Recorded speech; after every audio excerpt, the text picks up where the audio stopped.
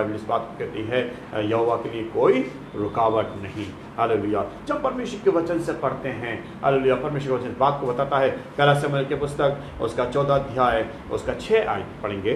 तब योनातान ने अपने हथियार ढोने वाले जवान से कहा, हम उन खतना रहित लोगों की चौकी के पास जाएं, क्या जाने यहोवा हमारी सहायता करे, क्योंकि यहोवा के लिए कोई रुकावट नहीं कि चाहे तो बहुत लोगों के द्वारा चाहे थोड़े लोगों के द्वारा छुटकारा दे। यहोवा के लिए कोई रुकावट नहीं। वो बहुत लोग के द्वारा भी काम कर सकता है और वो थोड़े लोग के द्वारा भी काम कर सकता है, लेकिन उसके लिए कोई भी ऐसा नहीं जो उसके लिए कठिन हो, कुछ भी ऐसा नहीं जो उसके लिए असंभव हो। हालेलुया। क्योंकि वो परमेश्वर सामर्थ्य परमेश्वर है, वो परमेश्वर सब कुछ करने वाला परमेश्वर है। हम मनुष्य के लिए लगता है हमारे लिए बहुत कठिन है, हमारे लिए लगता है हमारे लिए असंभव है, हमारे लिए लगता है हमारे लिए बहुत मुश्किल है। क्या हमारा ये काम हो पाएगा? क्या ये चीज हमारी हो पाएगी? क्या ये चीज हमारी ठीक हो पाएगी? क्या हमारा ये काम हो पाएगा? लेकिन प्रियो, हालेलुया, मैं इस बात को बताना चाहता हूं, परमेश्वर का वचन इस बात कहता है यहोवा के लिए कोई रुकावट नहीं है, वो सब कुछ करने वाला है। बाइबल से कहती है यशायाह की पुस्तक 43 अध्याय उसका 13 आयत में, मैं ही परमेश्वर हूँ, वो कह रहा मैं ही परमेश्वर हूँ और भविष्य में भी मैं ही हूँ, और भविष्य में भी मैं ही हूँ, मेरे हाथ से कोई छुड़ा ना सकेगा। और कहता है मेरे हाथ से कोई छुड़ा ना सकेगा। जब मैं काम करना चाहूँ तब कौन मुझे रोक सकेगा? और कहता है जब मैं काम करना चाहूँ तो कौन मुझे रोक सकेगा?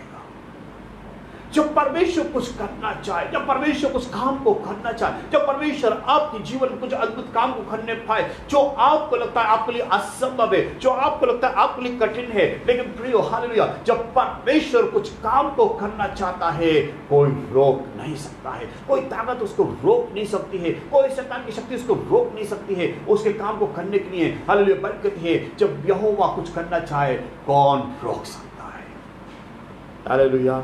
सच में उसके लिए कुछ भी रुकावट नहीं है।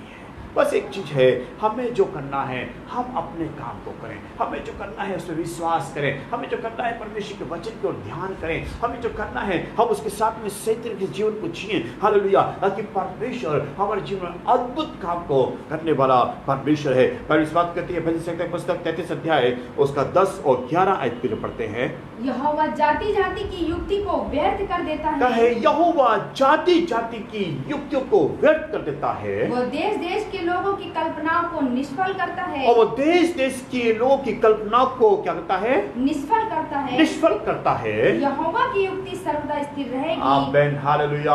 और लिखा है यहोवा की युक्ति सर्वदा क्या रहेगी? स्थिर रहेगी। स्थिर रहेगी। उसके मन की कल्पनाएं पीढ़ी से पीढ़ी तक बनी रहेंगी। और उसके मन की कल्पनाएं पीढ़ी से पीढ़ी तक बनी रहेंगी। हालेलुया। यहोवा की युक्ति स्थिर रहेगी। जो परमेश्वर चाहता है वो हमेशा बना रहेगा। हालेलुया।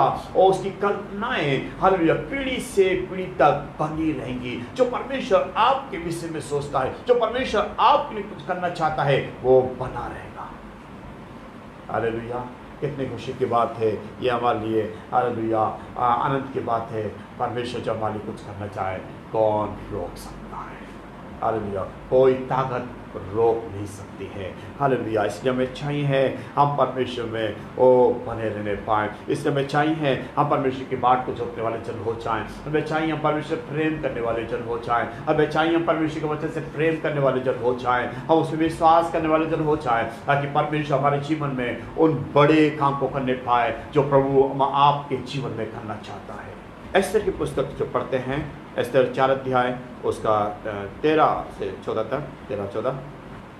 तब मोर्देकै ने एस्तर के पास ये कहला भेजा, तब मोर्देकै ने एस्तर के पास ये कहला भेजा, तू मन ही मन ये विचार ना कर, तू मन ही मन ये विचार ना कर कि मैं ही राजभवन में रहने के कारण और सब यहूदियों में से बची रहूंगी। हाँ, मैं राजभवन में रहने के कारण से और सब यहूदियों से बची रहूंगी। बोलते किस बात का? तू मन में ऐसा विचार ना कर। कई बार सोचते हैं हाँ हम जो कर रहे हैं वो ठीक है, हम जो कर रहे हैं कई बार अपने तरीके से चलते हैं। एस्तर से भी इस बात को कहा तो इस बात का मन में ये विचार ना कर।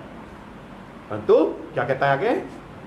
क्योंकि जो तू इस समय चुपचाप रहे जो तू इस समय चुपचाप रहे तो और किसी न किसी उपाय से हाँ। यहूदियों का छुटकारा और उद्धार हो जाएगा। हाँ, किसी न किसी उपाय से यहूदियों का छुटकारा तो हो जाएगा, परंतु तू अपने पिता के घराने समेत हाँ। नष्ट होगी। तो तू अपने पिता के घराने समेत नष्ट हो जाएगा। क्या जाने तुझे ऐसे ही कठिन समय के लिए हाँ। राजपद मिल गया हो। क्या जाने तुझे ऐसी ही कठिन समय के लिए राजपद मिल गया हो।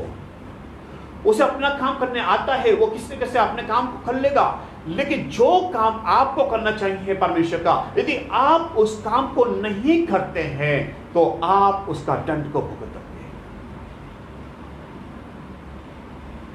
आप अपनी आशीष को रोक देंगे।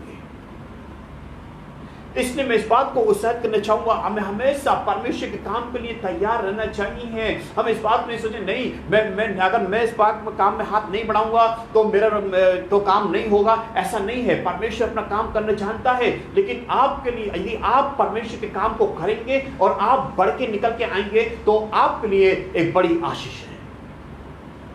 कई बार इस प्रकार से भी जब हम आगे बढ़ के नहीं आते, हम परमेश्वर काम को नहीं करते, हम प्रभु की सेवकाई को नहीं करते, जो परमेश्वर हमसे चाहता है इस प्रकार से सेवकाई को यदि हम नहीं करते, हम अपनी आशीष को रोक देते हैं। मोर्देकै एस्तर को इसी बात को सिखा रहा था। 15 और 16 पद। जी हाँ। तब एस्तर ने मोर्देकै के पास ये कहला भेजा, तब एस्तर ने मोर्देकै के पास ये कहला भेजा, तू जाकर शूशन के सब यहूदियों को इकट्ठा कर, तो जाकर शूशन के सब यहूदियों को इकट्ठा कर और तुम सब मिलकर मेरे निमित्त उपवास करो। और उसने कहा तुम सब जाकर मेरे निमित्त उपवास करो। 3 दिन रात ना तो कुछ खाओ हाँ। और ना कुछ पियो। हाँ। और मैं भी अपनी सहेलियों सहित उसी रीति उपवास करूंगी। हाँ। और ऐसी ही दशा में हाँ। मैं नियम के विरुद्ध हाँ। राजा के पास भीतर जाऊंगी। हाँ। और यदि नष्ट हो गई तो हो गई। हाँ। अब जब एस्तर इस बात कहती है तुम सब 3 दिन तक उपवास करो, 3 दिन 3 रात, ना तो कुछ खाओ और ना कुछ पियो। उन्होंने कहा मैं ऐसे ही स्थिति में, जबकि राजा की आज्ञा है तो कोई, जब तक राजा ना कहे तब तक कोई इसके पास नहीं जाए, लेकिन ऐसे नियम के विरुद्ध में मैं जाऊंगी। ऐसे समय में मैं राजा के पास में जाके मैं सिफारिश करूंगी, लेकिन उससे पहले उसने ये कहा तुम सब मिलकर उपवास करो। यदि मैं नष्ट हो गई तो हो गई। हालेलुया। आज मेरे प्रियो, हमें भी यही जरूरत है।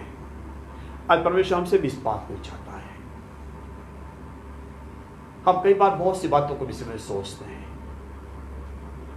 लेकिन मैं इस बात करना चाहूँगा सबसे जरूरी यह है, परमेश्वर काम करने के लिए, परमेश्वर में आगे बढ़ के निकल के आने से इस समय को और कुछ भी जरूरी नहीं। हमें परमेश्वर का काम को करना है। हालेलुया।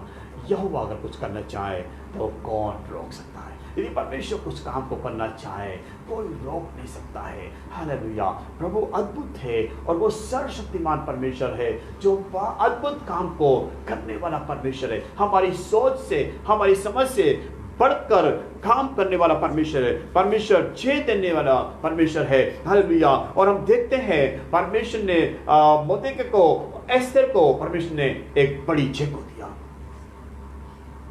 हालेलुया। यहूदी लोग बचाए गए और जो यहूदियों के विरुद्ध में काम कर रहा था हामान, वो खंबे पे लटका दिया गया। यहां पर हम देखते हैं परमेश्वर के लोगों की जीत हुई। परमेश्वर को अपना काम करना आता है। हालेलुया। से मालूम है कैसे वो काम करेगा, इसलिए हमें चाहिए हम तैयार रहने पाए। जब देखते हैं योना की पुस्तक 1 अध्याय उसका 14 पद। तब उन्होंने यहोवा को पुकार कर कहा, हाँ। हे यहोवा, हम विनती करते हैं कि इस पुरुष के प्राण के बदले हमारा नाश ना हो और ना हमें निर्दोष की हत्या का दोषी ठहरा, क्योंकि हे यहोवा, जो कुछ तेरी इच्छा थी वही तूने किया। हाँ, क्योंकि हे यहोवा, जो कुछ तेरी इच्छा थी वही तूने किया है। जो कुछ उसकी इच्छा होती है वो उसको करता है। इसलिए हमें तैयार रहना, हमें परमेश्वर की इच्छा को, परमेश्वर काम को करना चाहिए।